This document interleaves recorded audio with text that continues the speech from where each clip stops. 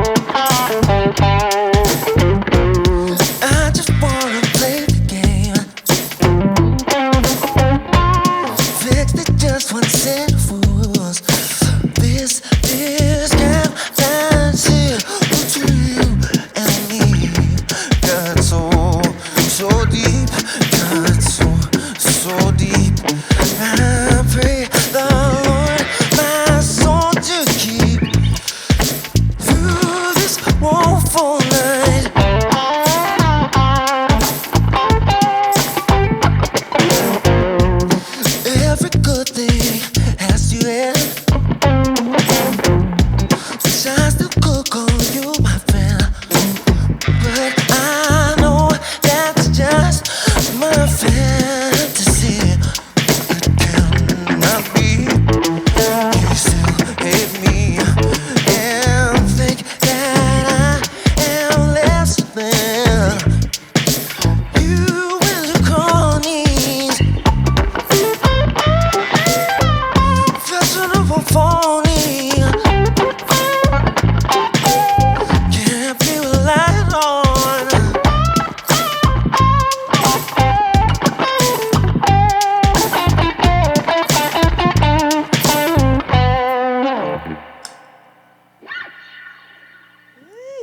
Hey guys, this has always perplexed us here at Audiotree. Over 88% of you that watch our show are not subscribed to our channel. Kind of wild, right? So could you please do us a favor? If you like this show and you like discovering new music and you wish to support us, the free and simple way to do that is to subscribe to our YouTube channel. And our commitment to you, if you do that, our team will continue to book the best bands we can, listen to your feedback, and book who you want to hear on this show, continuing to capture and share astounding music to you all. Thank you. Yeah, dude. So sick. The one-man band extraordinaire. Thank you so much for being here. What a pleasure. The pleasure's all ours. I know this last project, everything on it instrumentally was all done by you. Do you find it challenging to keep a sense of discipline and accountability when you don't have collaborations or features? You know, I have to say that I don't, because my ethic is that I'm I'm working every day. I treat it like a 9 to 5. So I get up and I record, and I try and not revisit things, or at least work in phases. So I'm not revisiting things, so that so that the day is captured. Every day is captured. It's consistent. The process is so consistent, and I work through. There's no time for inspiration. I work through whatever mood I'm in, or it's all gets edited down and cut and pasted together at the end into something coherent. But every day is something fresh. Capturing every day. I've never thought about it like that. Has making music and capturing every day almost been able to assist your memory of the life that you live, if you have these sonic receipts? I think I have a good memory, but it helps to get a sense of the energy or the color of the day, more so than like the details or the superficial memories. Like I definitely treat it that way, where I can have some kind of document of my life, or expression of my life, rather. That's sick. No, and I know you said with this project as well that historically you've considered yourself a producer over a song, or a recording artist over a songwriter. With this project specifically, how did you find the courage to front your lyricism over said production? The stuff that I was listening to was very much led by vocals. So one record that I haven't mentioned in the thing is the Blue Nile Hats. I've been revisiting it, and just the lyrical simplicity, is is very applicable to kind of anything, and this kind of symbolic writing, or just kind of leading with the vocals. And in the past, I've always thought about my vocals as being integrated into the instrumental, to where my concern was just about their shape, not even really their meaning, and just phonetics. And on this record, I wanted to just delve into a bit more narrative and a bit more character and storytelling. And it's trite whenever I think about it. I'm like, oh yeah, on this record, I wrote songs. But I don't know, this kind of inexhaustible meaning and depth to the symbolic world. I wanted to separate the or rather have the instrumentation be orchestrating the narrative that is at the center of it. And being that this is something that you stepped into within this project, did you find any techniques that allowed your ability to articulate these narratives forward?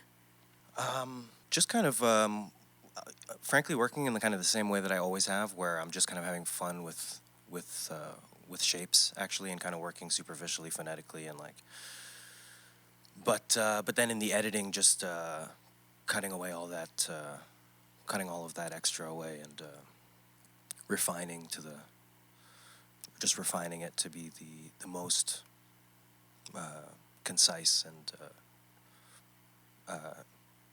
evocative of the whatever the meaning there is. Yeah. Yes. Yeah, and I was reading you're talking about trying to make music that is more listener friendly. What does that mean to you, and what constitutes being a friendly listen? For me, it's not so much of a thing about like demographics or like accessibility or like appealing to markets or whatever. It's like it's not even an exercise in all that, even though, you know, I feel like there's so many different aspects to my music and I don't always know which one I want to hone in on. But on this record, I was like trying to just make something that kind of took me out of the equation, in the sense that it could be, you know, you don't need any context for it, because I think a lot of my records have been kind of context dependent, and I wanted to make something that could speak for itself and just kind of, you know, because actually I was just talking about this. My favorite way to listen to music is to not know what it is or where it's coming from. It's obviously the most exciting way to digest music. So, and then, you know, it's fun to get into the history and the culture and the scene. But upon first listen, it's like it's so it's definitely like an adventure when you don't know what you're listening to, and I think that you know, music has to be kind of, I mean, it could be anything, but it has to. But for me, I wanted it to be a little bit bolder and a little bit more contrasted. Whereas my other stuff has been kind of more murky and like world building, where I'm asking you to step into a record, and you know, it's kind of conceptually driven. And for this, I was like, well, on this one, like I said, it's so trite, but the concept is it's songs, bang, bang, bang. So I wanted to just have replayability and like hooks and punch and. Yeah, and having, instead of asking people to come into the project, coming out of the project and appealing to them. And you're saying your other music was context dependent. Are you talking about societal context, cultural context? What is this context? Well, I feel like how we were saying about just documenting life, I feel like it was so much more maybe confessional in the past, where the what do you call it, the intimacy, like my recordings were like intimate, and I feel like you had to, there's a vulnerability to like how to the listener has to take on a certain kind of vulnerability to allow to like step into that world, and you know, it's not like a casual listen, let's say, you know. And like some of my my favorite stuff is, a lot of my favorite stuff is easy listening. I mean, a lot of my favorite stuff is not, but what I wanted to do on this record is, like, for lack of a better way of putting it, is make something easy listening, because I like to replay music over and over and over again. I mean, no matter, even if it's not easy listening, but nevertheless, like, what I was listening to was just so concise and refined and straight ahead, and that's just kind of where my tastes in life kind of are moving towards. Just generally, you know, when I'm talking about my palate, just across the board. When I think about foods, like my things are getting a little more refined. You know, I don't need the fancy mustards. Well, you know, no, I do. You know, I love that, but needing less, or you know, just refining, just this process of refinement. I love it. Yeah, as you age and you develop your craft, it makes sense that you're less looking over here, looking over there for things, and knowing how to get to the point. Yes. And you said something that stuck with me in an interview. You said if something is true to you, it's probably true to a million other people, which is something I will now forever keep in my back pocket. So thank you. But I wanted to know, was there a truth you learned about yourself while making this album? That's a good question. But I will say it is interesting, and I'm like, I'm amazed by that all the time, where you think you're just, generally you think you're alone in so many of your experiences and your thoughts, and you realize that you hear other people talk about their experience, and it's kind of amazing that we all are all having such a similar experience. Yeah. And I think that art speaks to that. And, you know, in general, even when it's not easy listening, I think it's like, I mean, obviously it's a universal language. But then I just love pop music for the fact that it can just take that even a step further, where, you know, we're working with hooks and form and structure in a way that is like, you know, capitalizing on that universal language, you know, going deeper, and that was the project on this one. Yeah, locking into the pop structure, and making it unique and freshly fierce. Yeah. I like that. Well, what do you say? We do a couple more? Yes. Nice.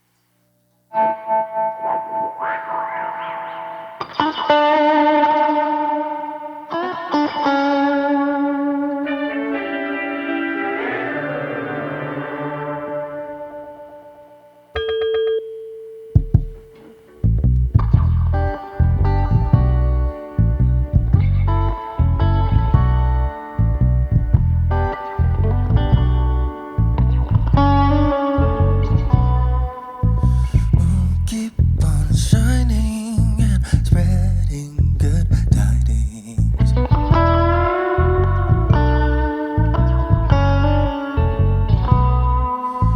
Sun will be rising, our tears will be drying.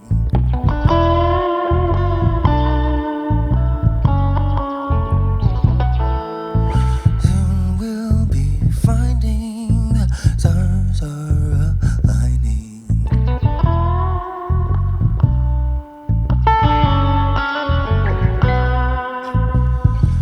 Ten and two down Highway 3.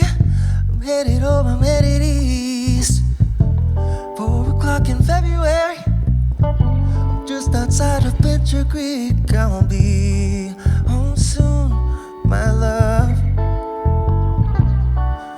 My ETA, there's no bluff. What can I do to go beyond and above? I rush to reach you before it's too late. Firing all cylinders of this V8.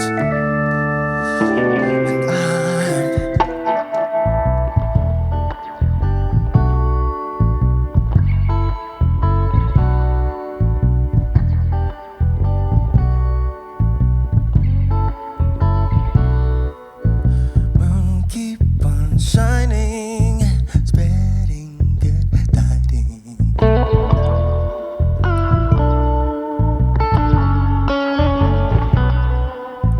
Sun will be rising, our tears will be drying.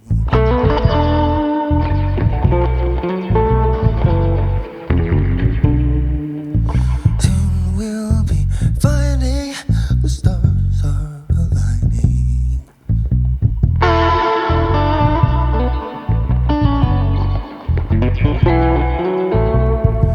Passing through it, doing 115. My vision's clear, my conscience clean. To me, your love is necessary. You're the only one I need. These words are true, my love. I know you can just trust. What can I do to go beyond and above? Anything to take you under my wing. Anything.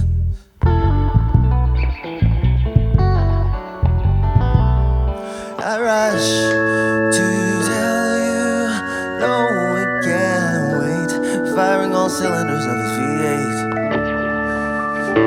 And I'm flying.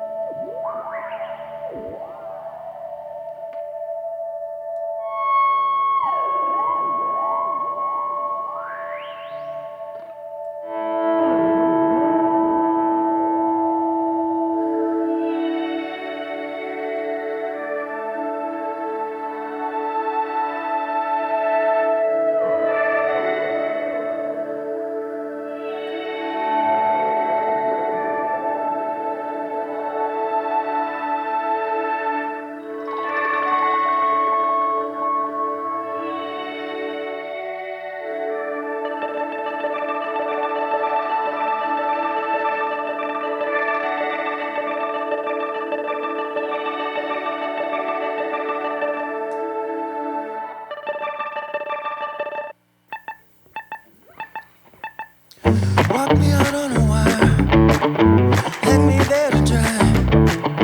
Leave me sleepless, thinking I'm so tired. Said so many things, none of it was true. If this job bifurcates, I just have to choose. Decision cheese, branching out from its potentiality. Decision cheese, fundamental, it is rooted deeply. Decision cheese, decision cheese.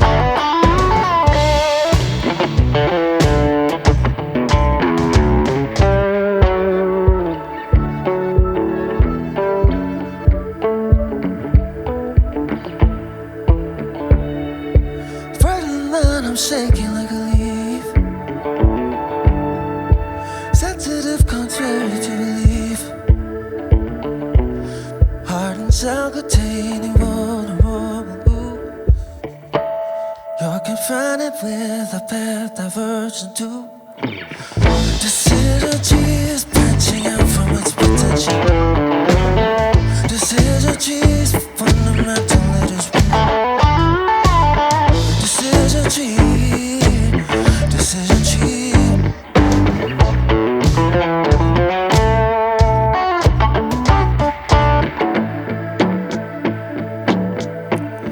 Take root in the ground where the seed breaks away from the ground.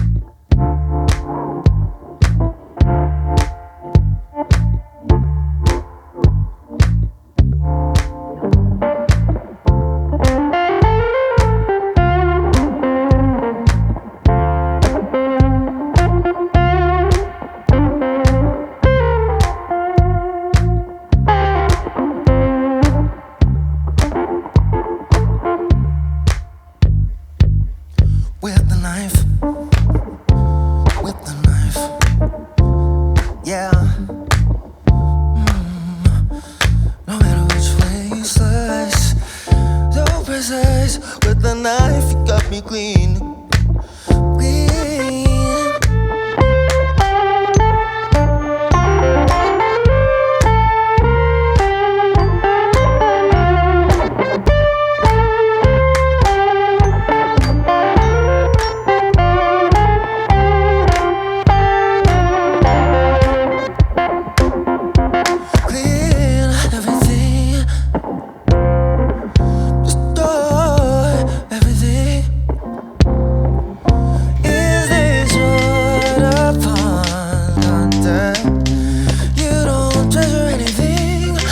Sacred, that's so sad.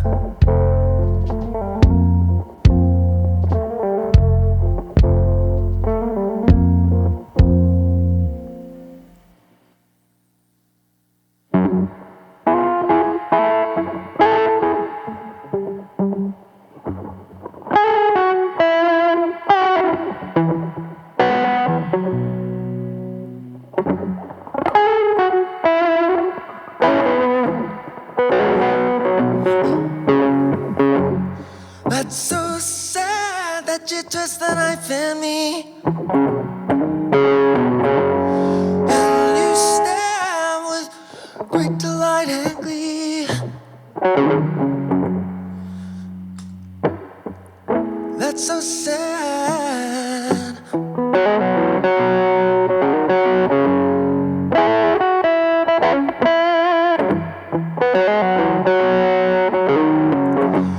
I lost control.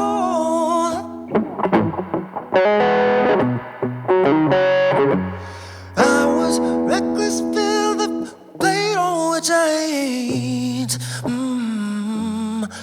There goes my china, my precious china.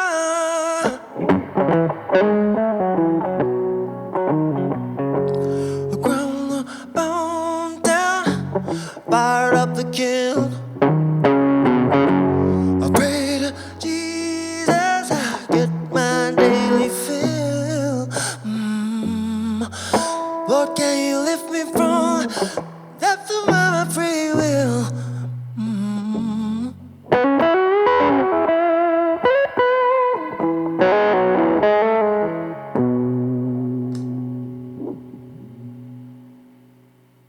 That's it. Thank you so much, Yves Jarvis. Thank you. That was so sick. Thank you so much for being here. My Thank you pleasure. to our beautiful crew for capturing this. We can't do this without Thank you. you. And most importantly, thank you for watching this. By the time you are watching it, it's already on all streaming services. So Spotify, Apple Music, you name it, he is there. And again, if you could subscribe to our YouTube channel, that would be oh so very helpful. My name is FINGY. Thank you so much for watching, and we'll catch you next time. Peace. Thank you.